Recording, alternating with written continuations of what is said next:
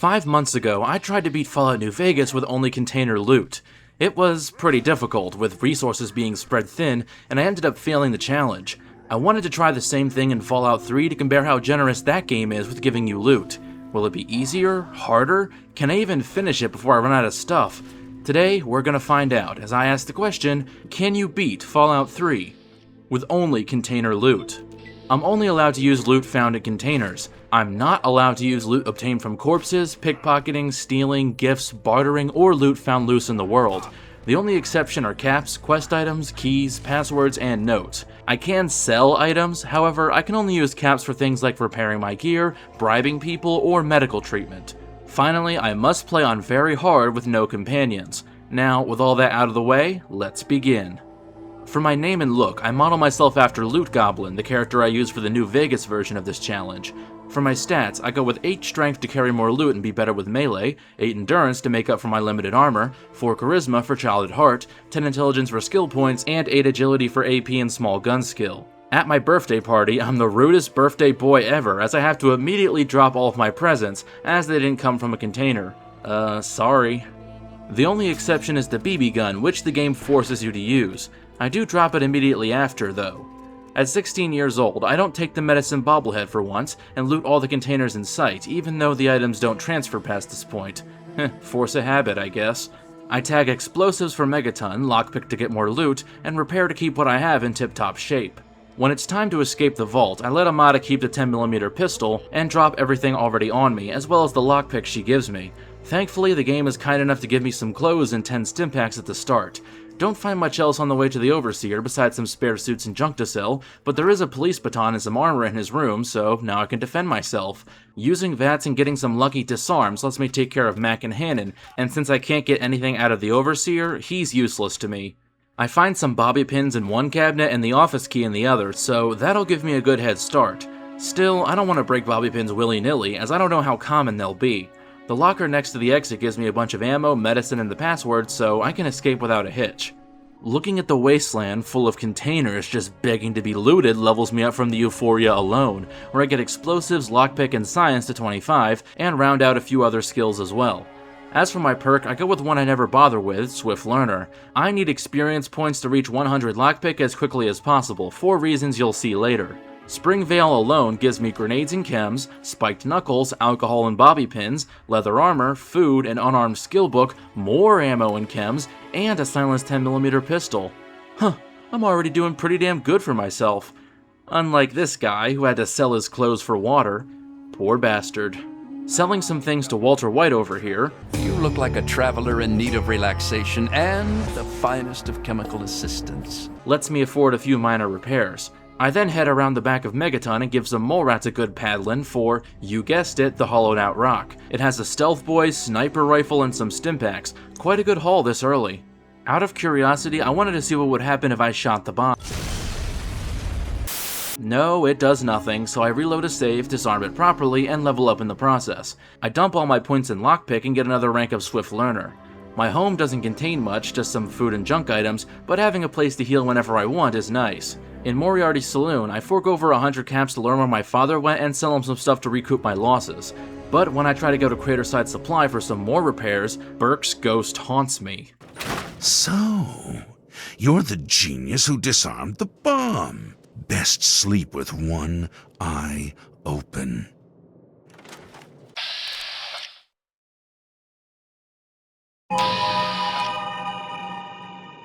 Well, that was odd. Anyways, I accept a mission from Moira to scavenge a grocery store, drop the armored vault suit she gives me, and repair a few of my things before heading out.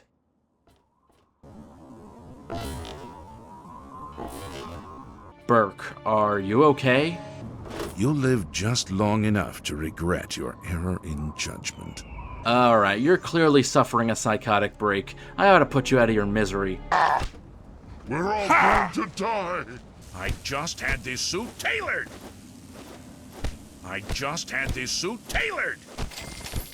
There, now you can rot with the bomb you love so much. Heading to the grocery store, I witness a very extended fight against some raiders and iBots. This goes on for a while until a car explodes, the raider wins, and then immediately loses. For the ones inside, I used the tactic of ambushing them and laying on the pain with my spiked knuckles, which are shockingly powerful this early in the game.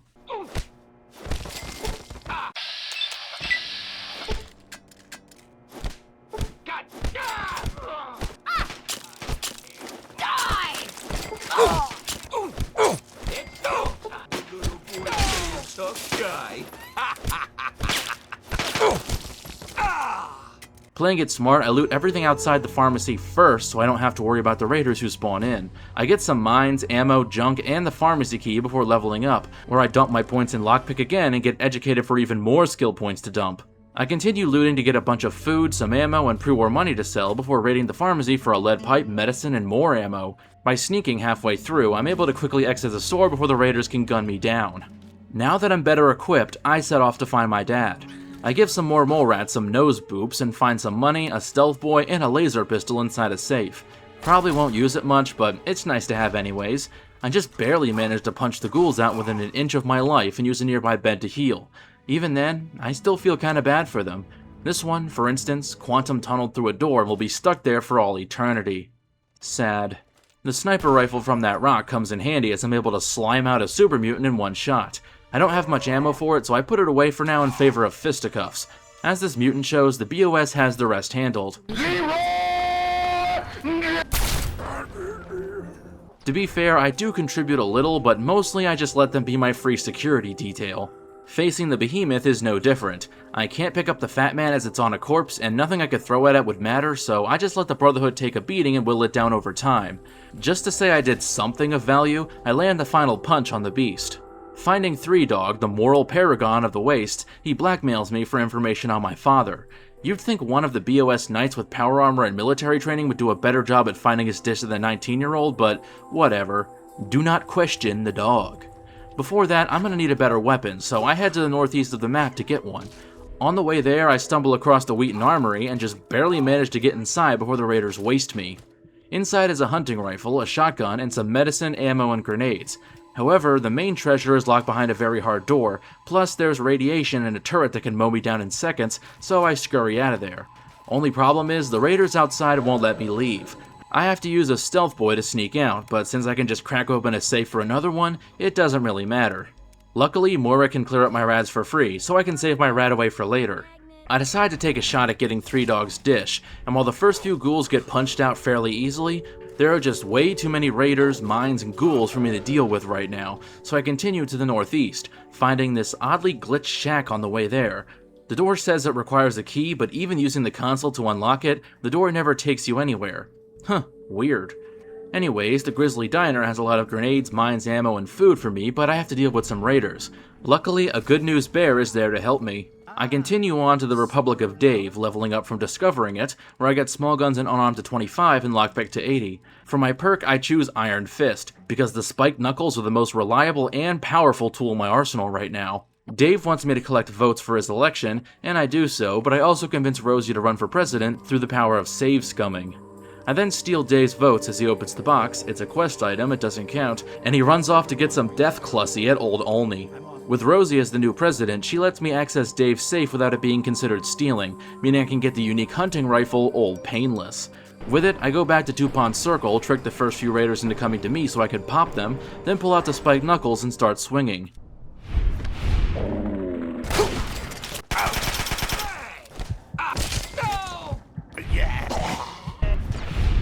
I just barely make it out alive, but barely is infinitely better than dead. Instead of going the way I always do, I head through the abandoned car tunnel, which I've never done before. It was kind of refreshing doing things a little differently.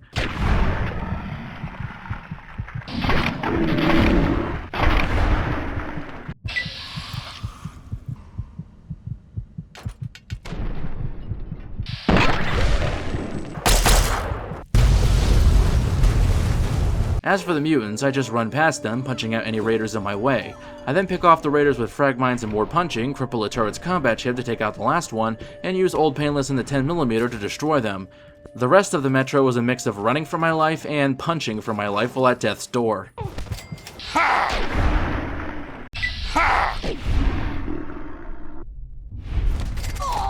Inside the museum, I punch out the first 2 mutants before unlocking a door and then a cabinet in the planetarium, getting me 3 assault rifles, a missile launcher, and some pulse grenades. That's one of the best hauls I've gotten this run.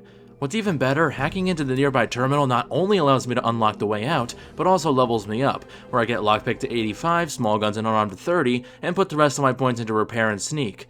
I get child at heart as my perk for little lamplight later. Why 85 lockpick and not 100? You'll see soon. I defeat the mutants in the planetarium before rushing for the dish, running back to the monument, installing it, and giving 3-Dog the good news. Before looking for my dad further, I go back to the Wheaton Armory to finish clearing it out. With the Vault utility jumpsuit and mentats, I can boost lockpick to 100, letting me access a huge stash of ammo. This whole endeavor even levels me up again, where I round out some skills and get another rank of Iron Fist. There's one last thing I need 100 lockpick for, and if you know this game well, you can guess what it is. But seeing as how Minefield is on the way, I suppose there's no harm in destroying Arkansas. Don't take that out of context. The Minefield homes contain a wide variety of medicine, valuables, and clothes that make them well worth scavenging. Well, except this one. It has a very hard lock, but the contents are, disappointing to say the least. As Wheaton Armory gave me a lot of rads, I bite the bullet and fork over 100 caps to clear them up. I discover Meresti Metro and Big Town on the way, Meresti being useful for later and Big Town being useful for all the mailboxes. Since the residents didn't bother to take their contents, for some reason, I can find some spiked knuckles to repair mine with. A bit later, I find Arfu, where the West family have been killed via bite wound and I have to find out who did it. I head back to Meresti and quickly find out that Ian West did it because, in his words,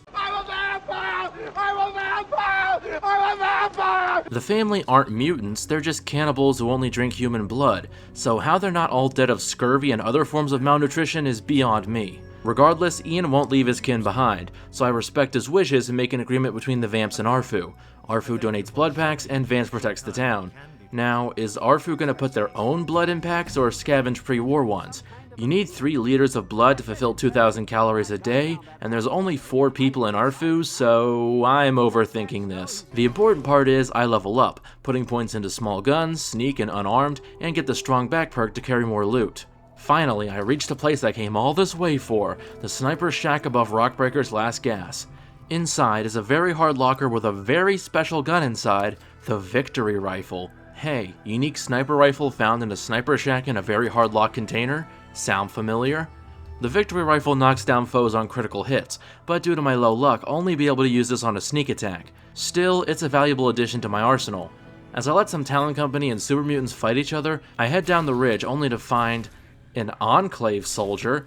The Enclave haven't even arrived yet, so bro's just early to the party.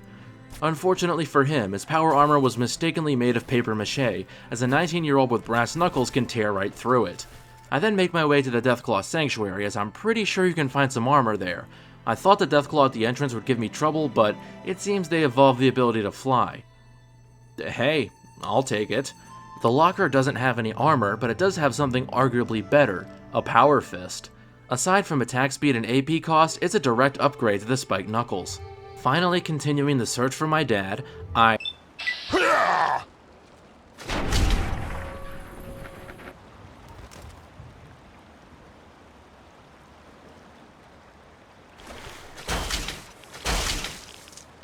Come on, you all knew it was coming. I put the Power Fist to the test against the Troll Raiders.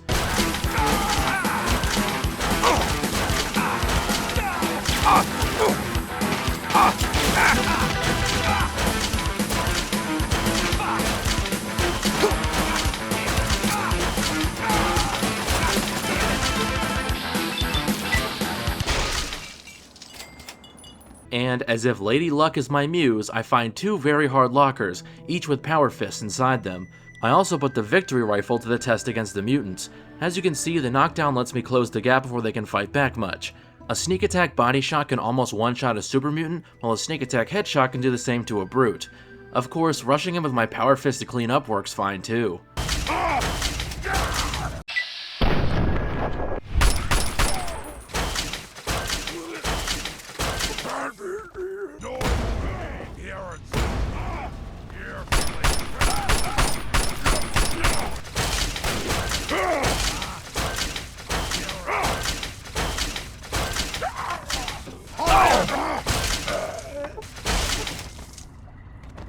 Now that they're gone, I level up to put points in Repair, Unarmed, and Sneak, and get the last rank of Iron Fist. In Rivet City, I check the armory for anything I can nab, but since everything's marked as stealing, it's a bust. Well, there is something worthwhile up here. What? Haven't run into you before. I've failed everyone, even my family. So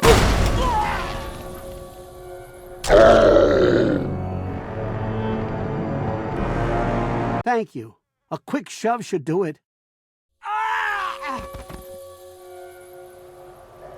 Give it a rest, will you? Oh yeah, and talking with Dr. Lee, but messing with Lopez was really the highlight. I'm a sick bastard, I know. On the way to Smith Casey's, I beat a scorpion in a boxing match, find a super mutant who was outsmarted by a tree, Arms when you're dead, human!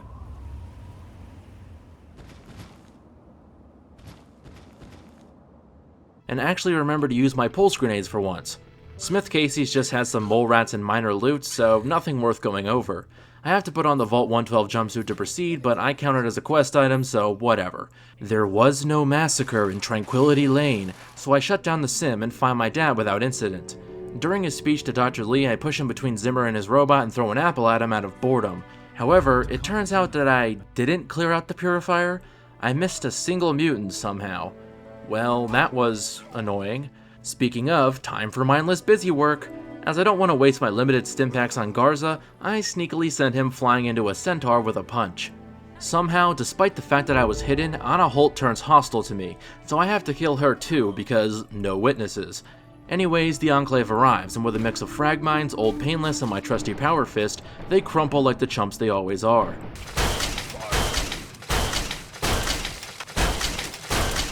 This levels me up, where I put points into Repair, Sneak, and Unarmed and get the Toughness perk, as I doubt that I'll find better armor.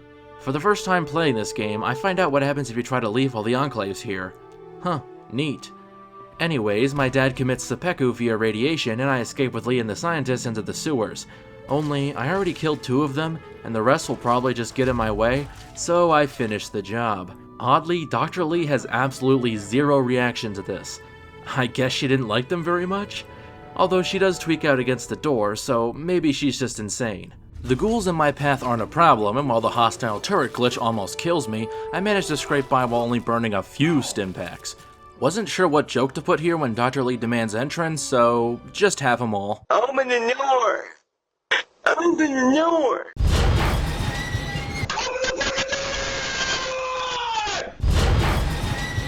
Let me in! Let me in! I let the BOS use me as a punching bag, and out of curiosity, see if I can pickpocket a gun onto them to trick them into shooting each other. Sadly, it doesn't work, so I just learned I need to go to Vault 87 like usual. Also, you can't tell Lucy West about what happened in Arfu if you complete the quest before you talk to her. Thought that was worth mentioning. When I fast travel to the closest point to Little Lamplight, I get assaulted by the 2x4 gang, so I send their souls straight to the basement of Home Depot where they belong.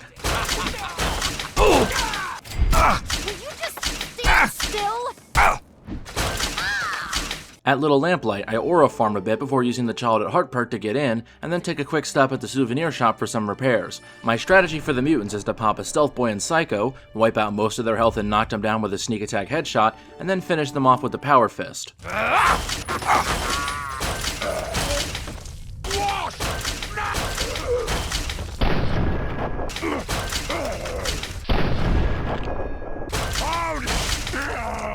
I level up in the middle of this, putting points into Unarmed and Sneak and getting the Finesse perk. For the first few mutants, I make a breadcrumb trail of landmines to whittle them down before I finish them off, and then use a nearby piece of bedding to heal. The same strategy of knock them down then punch them out works fairly well for the rest, although there's little margin for error. My armor's not the best and stimpaks are limited, so I have to bank on VATs, staggers, and disarms to kill them before they can retaliate. I use the rest of my mines to blow up the prisoners once the fire alarm is pulled, and then use Fox as a big green meat shield for the rest of the vault. Fox isn't technically your companion at this point, just someone you happen to be following, so it's fair game. Not much to say about the rest. I let him handle things, level up to max out Unarmed to get fast metabolism, let him get the G.E.C.K for me, and depart only for the Enclave to... Think fast, Chuckle Nuts! Just for shits and giggles, I give Colonel Autumn the wrong code for once to get one of his soldiers killed. Negative, sir. The code's no good. I just lost another man. Why do you insist on making things difficult? Do you really think we would fall for that? You kinda already did. I should have killed you right away. We have the G.E.C.K, we'll get the code. We don't need you. Actually, yeah, why didn't you kill me right away? You could've just used a robot or kidnapped a ghoul and forced him to brute force the code to the purifier without fear of radiation. Moron. To add to his incompetence, he doesn't even send Williams into my cell to make sure I don't escape my force field. He just has him stand outside. The president frees me, and luckily for the run's sake, leaves all my stuff in an unowned container, so I can take it all without issue. Williams quickly learns that the cost of keeping me trapped was an arm and a leg. Okay, just a leg, and I quickly raid all the Enclave stuff before Colonel Autumn turns them against me. I then pop another stealth boy and sneak my way past the base, only killing the soldiers that are in my way.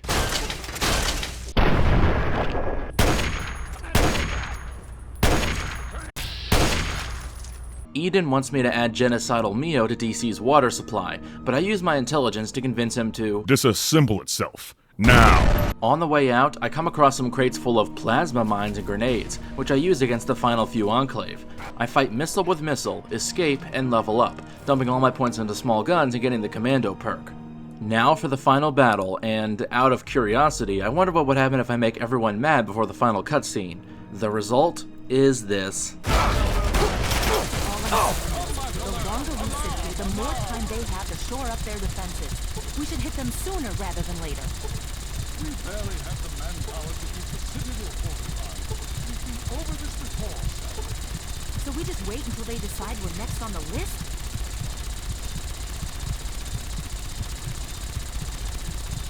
Reloading a save, I hand over the virus as it didn't come from a container, so I have to get rid of it somehow, and refuse Sarah's armor for the same reason. Nothing much to say about the first part of the battle except that a plasma rifle hits me square in the face, and I have too much fun blowing up some cars.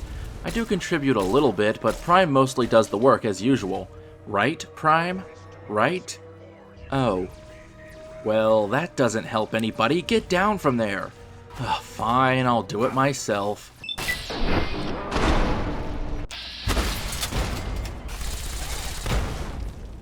Finally, Prime dislodges himself from the sky and brings down the final barrier so I can assault the troops in the purifier.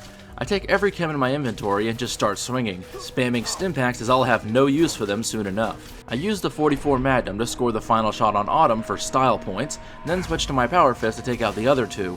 Their flamers melt through me, however, so I have to burn the rest of my stimpaks. Still, thanks to Lion's help, I scrape by. With my journey of scouring the Capital Wasteland for treasure over, I punch in the code to Project Purity, sacrificing myself and proving that yes, you can beat Fallout 3 with only container loot. Hey everyone, thanks for watching yet another video. If you liked the video, leave a like, hype if you're on mobile, and subscribe. If you didn't like the video, leave a dislike and give constructive criticism so I can improve. Also, leave your ideas for new videos in the comments. If you really want to support me, subscribe to my Patreon or become a channel member, which will get you shouted out, guarantee a chat with me, and make your ideas more likely to become reality. Plus, it's only 17 cents a day. Even just 20 subscribers to my Patreon would mean a lot to me and help me put out even better content. And if you ever wanted my weird Mobius strip face plastered on your chest, you can check out my merch store, which is linked in the description. Check me out on Reddit or Discord if you want to chat, or check out my second channel, The Loophole, for some extra content. This is Causal Loop signing off. Peace.